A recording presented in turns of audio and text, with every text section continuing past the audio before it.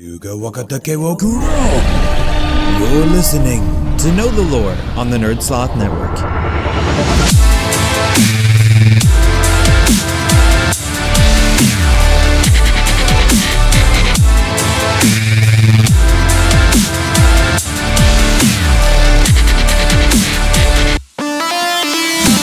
Hey everybody, my name's Chris, aka Slurrednerd.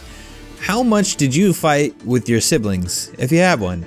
I was an only child, so I don't really have a good grasp on all that, though it seems like most siblings fight a lot as kids, but usually grow out of it as adults.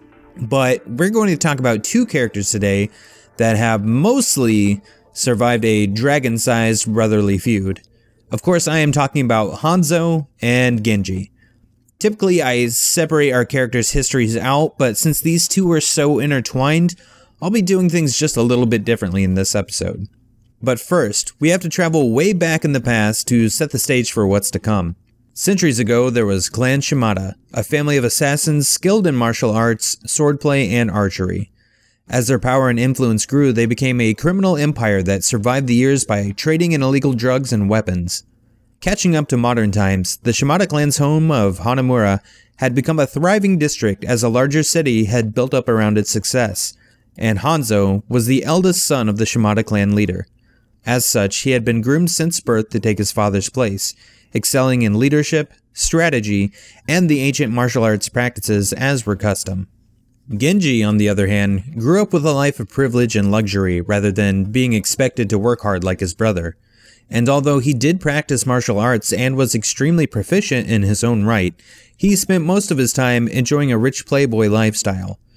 Many members of the clan considered Genji to be too much of a liability and resented the fact that Hanzo and Genji's father was protective of the younger son, never reining him in or setting limits. But all of this was about to change. Once their father died, Hanzo gladly stepped into his role as head of the clan.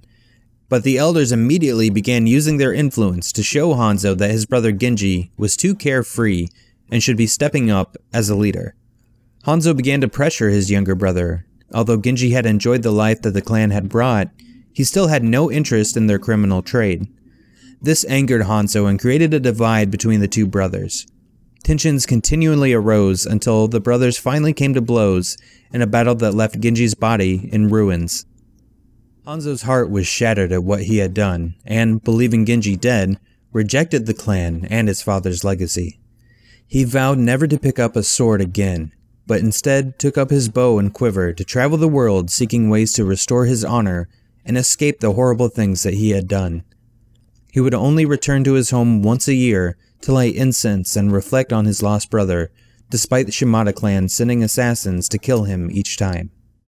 What Hanzo didn't know is that Genji survived, although just barely.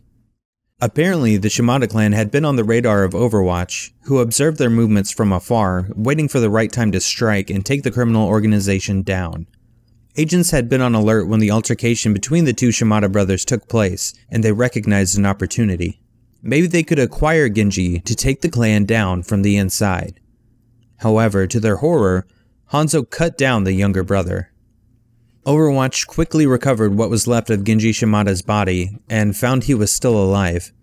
He was placed under the care of Dr. Angela Ziegler, codenamed Mercy, who used her advanced and controversial methods, fusing man and machine to keep Genji alive.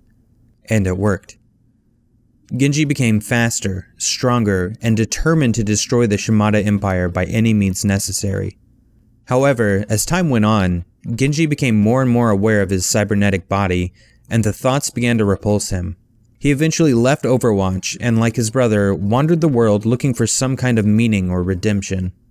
Years later, he crossed paths with a member of the Shambali, an Omnic monk named Zenyatta, who attempted to console and mentor the confused Genji. At first, Genji rejected Zenyatta and his teachings, but after lots of persistence on Zenyatta's part, he began to listen and understand. He accepted himself for what he was, and that his human soul was still intact, regardless of his mostly robotic body. His whole outlook began to finally shift, and he saw his new form as a gift as well as a unique opportunity. He moved into the monastery in Nepal with the Shambali, and for the first time, Genji Shimada felt truly at peace. Around the time that we see Winston recall the Overwatch agents, there's a second animation called Dragons.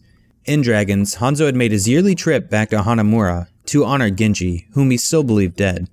After dispatching some Shimada clan thugs, he knelt in front of the sword that he had used to kill his brother and quietly lit some incense. However, a figure loomed somewhere in the background. Thinking it another Shimada clan assassin, Hanzo struck. The two were evenly matched, but when Hanzo used his signature dragon strike, in which he summons a duo of blue spirit dragons that travel across the path of his arrow, he was surprised to see it countered by the seemingly omnic assassin, who summons a green spirit dragon that inhabits his blade. Hanzo is dumbfounded and states that only a Shimada has the ability to harness the dragons. In a beautiful and intense moment, it's revealed that the assassin is his brother. Hanzo is shocked and horrified at what Genji has become, but Genji explains that he has come to peace with it, just like Hanzo needs to come to peace by forgiving himself, because he is needed. He tells him that the world is changing and that it's time for Hanzo to choose which side he's on. That catches us up with the Shimada brothers, and if you haven't watched the short animation yet, you should really check it out because it's wonderfully done. In fact, all of the animations that Blizzard has put out so far have been amazing, and I know I'm not the first to say that I think they execute that style better than Pixar has. I honestly think it would be a missed opportunity if they didn't create an actual Overwatch movie of some kind. Even if it's too much cost per time to do that right now, an Overwatch anime style cartoon would also suit the franchise really well. Let me know what your favorite animation has been so far. For me, it's somewhere between Alive and The Last Bastion. But all the animations have been super touching and exciting, and they look amazing. I'd also be interested in what other animations you'd like to see Overwatch utilize. Do you agree with me that you want to see a movie or maybe an anime? Or do you just want to get more of the same short animations that we've been getting? And which characters would you like to see? Send me a message to ktl@nerdsloth.com and let me know. You can also catch me at Slurrednerd on Twitter, but I think this response may need more than 150 characters. As always, thanks again for listening, and next week, we're going to talk about another interesting character rivalry that you might not even know exists if you don't already know the lore, so make sure you come back next week. Chris here. If you enjoy the show, please rate, like, subscribe, comment, or share, as every little bit you do helps the show. Know the Lore is recorded and produced by NerdSloth. More episodes can be found at nerdsloth.com along with our other awesomely nerdy shows. Search for NerdSloth on social media such as Facebook, Twitter, and Instagram. Music heard during the show is the Overwatch Victory theme remixed by DJ Effiksha. Go to effiksha.com to hear more.